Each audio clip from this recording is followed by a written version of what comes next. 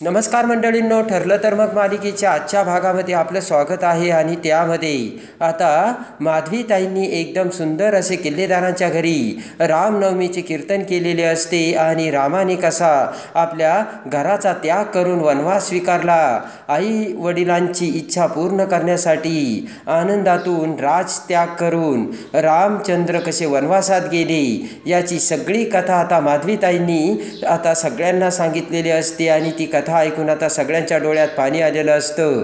आणि त्याच वेळेस आता सायली ही एक एक पाऊल पुढे टाकत आता पूर्णाजी आणि रविराज समोर येते. तर आता कल्पना, प्रिया, प्रतिमा सगळेजण आता सायलीकडे बघत असतात आणि सगळेजण आता भावूक झालेले असतात. आणि त्यानंतर आता सायली म्हणते की माधवीताईंच्या कीर्तनातून आपण काहीतरी शिकायला हवं आणि बोध घ्यायला हवा. आणि त्यानंतर आता सायली म्हणते की जर माझ्यामुळे किल्लेदारामध्ये आणि सुभेदारामध्ये दरी येणार असेल तर मी माझ्या प्रेमाचा, माझ्या सुखाचा आणि अगदी माझ्या संसाराचा सुद्धा त्याग करायला तयार आहे.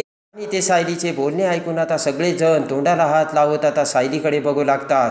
अर्जुनला तर मोठा शॉकच बसलेला असतो. आणि सायली म्हणते की मी सुद्धा वनवासाला जायला तयार आहे असे म्हणत सायली आता एक एक पाऊल पुढे टाकत आता बाहेर जाऊ लागते. अर्जुन आता उठून उभा राहू लागतो. तर चैतन्य आता अर्जुनला धरतो आणि तशीच सायली आता पुढे पुढे जाऊ लागते. सायली म्हणते की जर मी इथून निघून गेले तर तुम्ही पूर्वीसारखे पुन्हा पहिल्यासारखे नाते जोडू शकाल का? तर रविराज आता सायलीकडे बघू लागतो आणि दोन्हीही घरातील संबंध पहिल्यासारखे होऊन तुम्ही पूर्वीसारखे वागू शकाल का, असा प्रश्न सायलीने आता रविराजला केलेला असतो. आणि जर असं घडलं तर आता या क्षणी मी इथून जायला तयार असल्याचे सायली सगळ्यांना बोलते. आणि आता सायली एक एक पाऊल पुढे जात असताना तिकडे प्रिया खूप खुश झालेली असते. आणि अखेर सायली आता कायमची निघून चालली हे आता प्रियाला वाटू लागते. आणि आता असे वाटत असताना इकडे प्रतिमा आता रविराज समोर येते आणि रविराजला थांबवण्याचा प्रयत्न करते. आणि आता रविराज शांत बसलेले असतात. इकडे आता अर्जुनला सुद्धा दम धरवत नाही. आणि चैतन्य त्यावेळेस अर्जुनला धरत म्हणतो की हे बघ अर्जुन, सायली वहिनीचा हेतू यामागे नक्कीच काहीतरी वेगळा असेल बरं का. आणि आता सायली ही दरवाजापाशी जाऊन दरवाजाच्या बाहेर पाऊल टाकताच इकडे रविराज म्हणतो की थांब सायली. आणि सगळेजण आता रविराजकडे बघू लागतात. तर प्रियासुद्धा आता टचकलेली असते. आणि त्यानंतर उठून उभा राहतात. तर रविराज म्हणतात सायली, तू कुठेही जायचं नाहीस. खरं तर ही चूक सुभेदारांकडून घडली आहे. चूक म्हणण्यापेक्षा हा मोठा गुन्हाच म्हणावा लागेल. आणि रविराज म्हणतो की मी एवढा निष्ठुरसुद्धा नाहीये की माझ्यामुळे कुणाचा संसार मोडेल. आणि त्यासाठी तुला कसलाही त्याग करण्याची गरज नाही सायली, असे रविराज बोलतात. सायली पाठीमागे येते आणि म्हणते की तुम्ही जर म्हणत असला तुम्ही एकत्र येण्यासाठी रविराज काका, मी कुठलाही त्याग करायला तयार आहे. त्यानंतर आता पुढे सायली म्हणते की पूर्ण आजीला दररोजच तुमची आठवण येते आणि त्यांच्या डोळ्यात मी कसे अश्रू बघायचे. परवा तर तुम्हाला आळूवडी आवडते म्हणून बाबांनी घास काढून ठेवला होता. याचं मूल्य कशात करता येणार आहे, असे सायली बोलू लागते. आणि तेवढ्यात आता ते सगळं म्हणत असताना सायलीच्या डोळ्यात पाणी आलेलं असतं. तर इकडे आता नागराज हळूच प्रियाच्या कानात म्हणतो की आता तू हे सगळं एकत्र येण्याने डोळ्याने बघून फक्त बघणार आहेस का? वाट लागली पूर्ण आता आपली. आणि तेवढ्यात आता रडायचं नाटक करत प्रिया म्हणते बाबा तुम्ही इतके चिडलात ना, मला सुद्धा करमत नाहीये. आणि प्रिया म्हणते की मला रात्र झोप सुद्धा लागत नाही. आणि हात जोडत प्रिया म्हणते की बाबा मी तुमच्या समोर हात जोडते, प्लीज मला माफ करा. आणि तेवढ्यात आता नागराज म्हणतो की दादा खरंच आता सगळं विसर. तर माधवीताई म्हणते खरं तर मला तुमच्या कुटुंबामध्ये बोलण्याचा काही अधिकार नाही, पण राग आणि एवढा संताप उराशी धरणं काही चांगलं नाही. आणि येते मी असे म्हणताच आता माधवीताई जाऊ लागते. तर पुढे येत प्रतिमा म्हणते माधवीताई या सगळ्यामध्ये मला तुमचा पाहुणचार करता आला नाही, त्यासाठी मला माफ करा. माधवीताई म्हणते की हे बघा, या घरातील राग आणि अहंकार जरी गेला ना तर मला सगळं काही मिळालं. माधवी गेल्यानंतर आता सोमन म्हणते की भाऊजी माधवीताईंचे बोलणे वाया जाऊ देऊ नका. तर आता पुढे येत पूर्णाजी म्हणते की रविराज तुमचा राग अगदी बरोबर आहे, पण तुमची फसवणूक करायचा यामागचा आमचा कोणताही हेतू नव्हता. पूर्णाजी म्हणते की आम्ही तर मुलांच्या भविष्याचाच विचार करत होतो.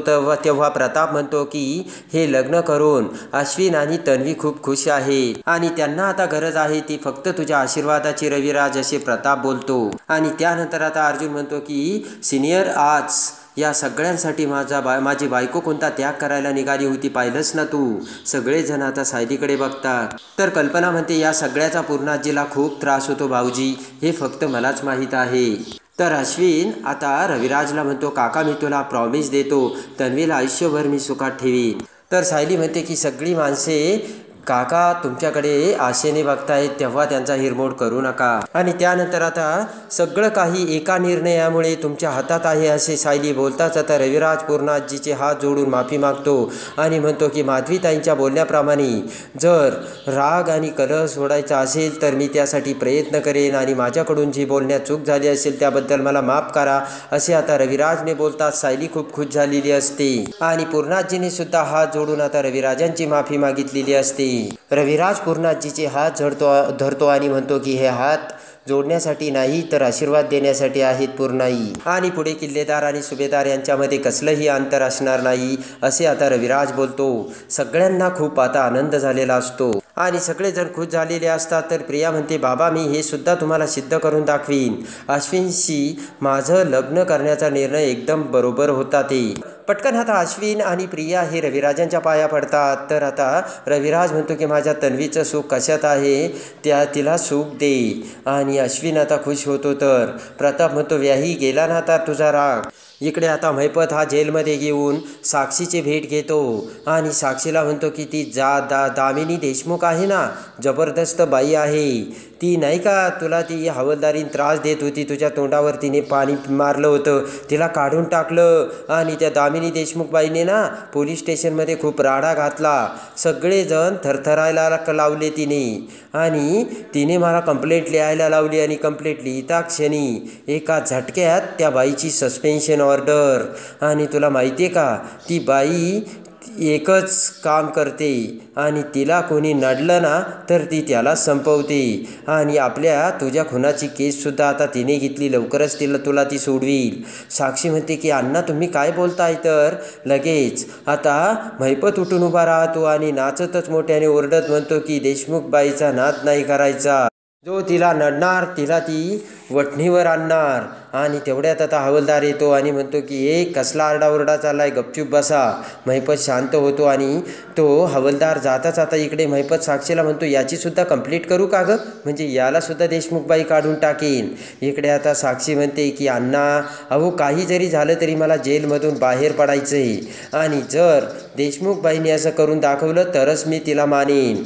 अण्णा म्हणतात की हे बघ साक्षी आता तुला माझ्यावर विश्वास नाही राहिला ना नको ठेवू, पण देशमुखबाई तुला आता बाहेर काढणार म्हणजे काढणार, त्यानंतर मग तुला कळेल. त्यानंतर आता महिपत म्हणतो की ती इथे येईल, तुला प्रश्न विचारील आणि जे जे काही घडलंय ते सगळं तिला खरं खरं सांगायचं. साक्षी महिपत म्हणतो की जेव्हा ती इथे येईल ना तेव्हा तू तिला बघशीलच आणि मग तुला कळेल ती दामिनी बाई काय चीज आहे ते. आणि इकडे आता सायली ही बेडरूममध्ये येते. अर्जुन आता रागावलेला असतो. तर सायली म्हणते की पूर्णाजीचा राग शांत झाला आणि आत्ता माझ्या डोक्यावरचं ओझं हलकं झालं. सायली अर्जुनकडे बघत म्हणते की काय झालं तुम्हाला, तुम्ही बोलत का नाही येत. अर्जुन म्हणते की तुम्हाला काही कळतंय का आणि आज तुम्ही काय केलं तुम्हाला आठवत नाही का. अहो हे सगळं करण्यासाठी तुम्ही मला सोडून जायला निघाला होतात आणि माझा सुद्धा तुम्ही त्याग करायला निघाला होतात. सायली म्हणते की पण मी गेले का.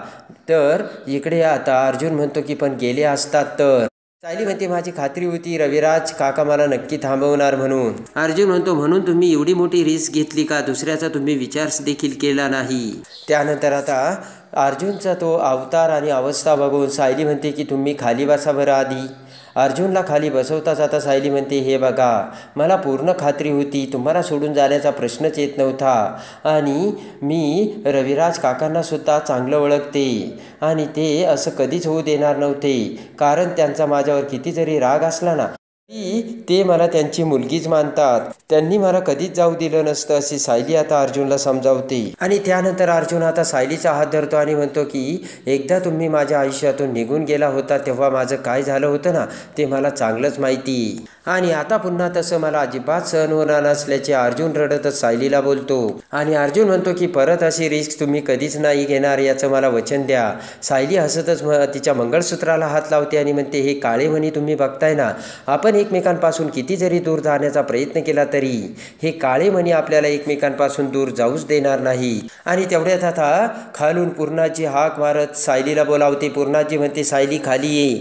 ते ऐकताच आता सायली खुश होते आणि म्हणते की बघा, पूर्णाजीने मला हाक मारली खाली ये म्हणून आणि माझं नावसुद्धा घेतलं. पटकन आता सायली म्हणते की आले पूर्णाजी. अर्जुन आता भाऊक होऊन आता अवाक झालेला असतो आणि तेवढ्यात पळत पळतच सायली ही खाली येते. अर्जुनसुद्धा खाली आलेला असतो. समोर आता अश्विन, कल्पना, प्रिया सगळेजण उभे असतात. खाली येताच आता सायली म्हणते की पूर्णाजी मला तुम्ही बोलावलं? तर रागाने पूर्णाजी म्हणते की मला तुझ्याशी काहीतरी बोलायचंय. तर आता विचार करत आता पूर्णाजी म्हणते की रविराजांचा आमच्यावरती खूप राग होता आणि तो राग कसा घालवायचा हे आम्हाला काही सुचत नव्हतं, पण आज तुझ्यामुळे हे सगळं शक्य झालं सायली. आणि त्यानंतर आता मोठा तोरा इकडे दाखवून पूर्णाजी म्हणते की सायली, तू माझा खूप मोठं काम केलंस आणि त्याबद्दल मला तुझे आभार मानायचे होते. ते ऐकताच आता अर्जुन, सायली खूप खुश होतात. आणि त्यानंतर आता सायली म्हणते, पूर्णाजी तुम्ही माझे आभार मानू नका. अहो, आभार तर परक्यांचे मानायचे असतात ना. पूर्णाजी म्हणते बरोबर आहे. आणि पूर्णाजी म्हणते की तू आमच्यासाठी परकी आहे तरीसुद्धा तू आमच्यासाठी एवढं केलंस आणि त्यासाठीच मला तुझे आभार मानायचे. तसे आता पूर्णाजी सायलीला बोलताच आता सायलीच्या चेहऱ्यावर पुन्हा आता आनंद निघून गेलेला असतो. तर प्रिया खुश झालेली असते. तेवढ्यात कल्पना म्हणते की तू आमची कोणीच लागत नाही तरीसुद्धा तू आमचं जोडलेलं नातं जोडून दिलं ना, त्याबद्दल तुझे आभार. अर्जुनला आणि आता खूप रागच आलेला असतो. आणि त्यानंतर आता अश्विन म्हणतो की तू हा गैरसमज करून घेऊ नकोस. या दोघी तुला थँक्यू म्हणाल्या म्हणून आम्ही तुला माफ करेन म्हणून. पूर्णाजी म्हणते की आता तेच बघ ना, एखादी आपली वस्तू रस्त्यात पडली असेल आणि ती वस्तू आपल्याला अनोळखी माणसाने जर उचलून दिली तर आपण त्याचे आभार मानतो. अगदी आम्ही तसेच तुझे आभार मानले. तर अर्जुन आणि सायलीला खूप राग आलेला असतो. तरीसुद्धा सायली हसतच म्हणते, काही हरकत नाही पूर्णाजी, तसं का असेना, पण आज जो तुमच्या चेहऱ्यावरती आनंद दिसला ना, तेच माझ्यासाठी खूप काही आहे. असे म्हणत आता सायलीने सगळ्यात सुंदर असे उत्तर पूर्णाजीला दिलेले असते. ते उत्तर ऐकून आता पूर्णाजी सुद्धा मोठे डोळे करून सायलीकडे बघू लागते. आणि केवढा हा त्याग, केवढा हा मान, केवढा हा मोठेपणा आणि केवढी ही मनाची उदारता हे आता पूर्णाजीच्या चांगलंच लक्षात आलेलं असतं. आणि अर्जुनला आता ते सहन होत नाही. पटकन अर्जुन रागारागाने तिथून त्याच्या बेडरूममध्ये निघून जातो. सायली देखील आता अर्जुन पाठीमागे येते आणि आता अर्जुन रागाने म्हणतो की बघितलं का, झाला ना पान उतारा, केला ना त्यांनी, त्यांच्यासाठी तुम्ही काय केलं, एवढं केलं आणि काय केलं त्यांनी बघितलं ना, आणि त्यांनी ते तुम्हाला परक मानतात. अर्जुन म्हणतो की तुम्ही यांच्यासाठी जर मला सोडून निघाला होतात, एवढा मोठा त्याग करायला निघाला होतात आणि तुम्ही हे सगळं करून काय मिळालं तुम्हाला बघितलं ना. अर्जुन म्हणतो की तुम्ही जे काही केलं त्याची झिरो व्हॅल्यू आहे यांच्यासाठी. तर आता सायली म्हणते की आपण किंमत ठरावी म्हणून काही करतो का. आणि सायली म्हणते मला आज ना खूप छान वाटतं, पूर्णाजीने मला हाक मारली, माझ्याशी नीट बोलल्या आणि त्यांचा राग निवळून आपली ही पहिली पायरी आहे असं आपण समजूयात. आता अर्जुन म्हणतो की तुम्ही एवढा पॉझिटिव्ह विचार करताना त्याचा मला आता राग येतोय सायली. अर्जुन म्हणतो हे बघा सायली, मी एक वकील आहे. कुणावरही जर अन्याय झाला तर तो मला अजिबात सहन होत नाही. सायली म्हणते अन्याय कधी होतो, श्रेय मिळवण्यासाठी एखादी गोष्ट केली आणि श्रेय मिळाले नाही तर त्याच्यावर अन्याय होतो. आपण तर असं काहीच केलेलं नाही. श्रेय मिळवण्यासाठी आपण काहीच केलं नाही तेव्हा कसला आला अन्याय. आणि इकडे आता सायली म्हणते की सर, जर तुम्ही हार जीत असा विचार करत असाल तर जीत खऱ्या अर्थाने माझी झाली, विचार करा. तर आता अर्जुनच्या देखील ते लक्षात आलेलं असतं आणि अर्जुन आता सायलीकडे बघत हसू लागतो.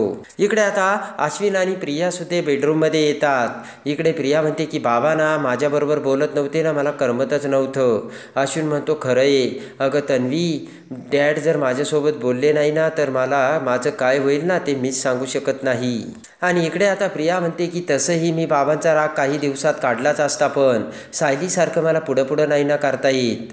इकडे आता अर्जुन हसत असताना सायली म्हणते की हसताय काय झालं. इकडे आता अर्जुन म्हणतो की मी त्या दामिनी देशमुखाचा स्ट्रेस घेत होतो, पण मला हरवणारी वकील तर इथे माझ्या समोर समोर आहे. आणि सायली आता हसतच म्हणते की मला तर माझ्या वकिलीची फी लगेच मिळाली. अर्जुन म्हणतो कुठे? सायली म्हणते की ते काय तुमच्या चेहऱ्यावरती हसू आलंय ते. आणि असंच कायम हसत राहा तर अर्जुन खूप खुश झालेला असतो. आणि अर्जुन आता प्रेमाने सायलीकडे बघते तर सगळ्यात जास्त आनंद आता सायलीला झालेला असतो. इकडे आता महिपत आणि दामिनी देशमुख हे आता जेलमध्ये येऊन साक्षीची भेट घेतात. साक्षीला आता दामिनी देशमुखने समोर बसवलेले असते. दामिनी देशमुखला बघताच आता साक्षीला खूप मोठा धक्का बसलेला असतो. आणि त्यानंतर आता दामिनी म्हणते की हे बघ, कुठलाही वकील स्वतःहून गैरफायदा घेत नाही, तर आपण त्याला तसा गैरफायदा घेऊन देतो. आणि आपलं असत्य लपवण्यासाठी आपण त्याच्यापासून सत्य लपवतो. कारण खऱ्या अर्थाने आपलं सत्य त्याच्यासमोर उघडं पडलेलं असतं. म्हणून जर असत्य लपवायचं असेल तर मला सत्य कळायलाच हवं. आणि दामिनी म्हणते की स्वतःला वाचवण्यासाठी तू किती खोटं बोललीस, किती खोटे पुरावे दाखवले, हे सगळं काही तू मला सांगायचंस. तर साक्षी आता ही दामिनीकडे बघत असते. आणि त्यानंतर आता साक्षीचे धावे दाणालेले असतात आणि साक्षीने आता सगळं काही दामिनीला सांगितलेलं असतं. त्यानंतर आता दामिनी ही अर्जुनला नोटीस पाठवते. त्याच्या बेडरूममध्ये असताना आता विमल ही नोटीस घेऊन येते. तर अर्जुन ती नोटीस उघडतो. सायली म्हणते कसली नोटीस आहे? तेव्हा आता अर्जुन म्हणतो की दामिनीने नोटीस पाठवली आणि उद्या त्यांनी कोर्टात बोलावलंय. आणि खऱ्या अर्थाने उद्या आता अर्जुन आणि दामिनी देशमुख समोरासमोर येताना आणि समोरासमोर उभे राहताना आपण बघणार आहोत. तर आता अर्जुन हा कसे दामिनीला हरवणार आणि सत्याची बाजू घेऊन आता अर्जुन दामिनीला हरवून साक्षीला पुन्हा कशी शिक्षा देणार हे बघण्यासाठी आणि ठरलं तर मग मालिकेच्या डेली अपडेटसाठी बेल नोटिफिकेशनवर क्लिक करून आपल्या चॅनलला लाईक करा, सबस्क्राईब करा.